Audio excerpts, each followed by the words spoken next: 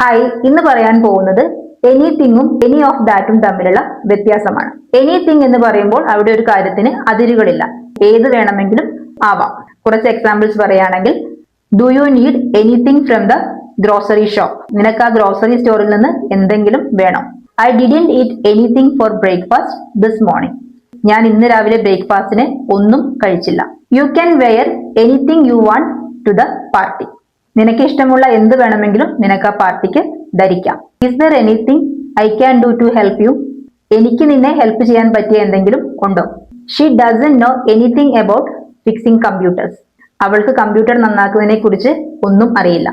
Any of that ഉപയോഗിക്കുന്നത് മുന്നേ പരാമർശിച്ച കാര്യങ്ങളിൽ അല്ലെങ്കിൽ അതിൽ എന്ന അർത്ഥത്തിലാണ്. നമുക്ക് കുറച്ച് എക്സാമ്പിൾസ് നോക്കാം. I don't remember any of that movie. ആ സിനിമയെ കുറിച്ച് എനിക്ക് ഒന്നും ഓർമ്മയില്ല. Do you want any of that left over pizza? ബാക്കി വന്ന പിസയിൽ നിനക്ക് എന്തെങ്കിലും വേണോ? I don't need any of that drama in my life. മുന്നേ നടത്തിയ അല്ലെങ്കിൽ അത്തരം നാടകങ്ങളൊന്നും എനിക്ക് എന്റെ ലൈഫിൽ വേണ്ട. He didn't mean any of that bad comment.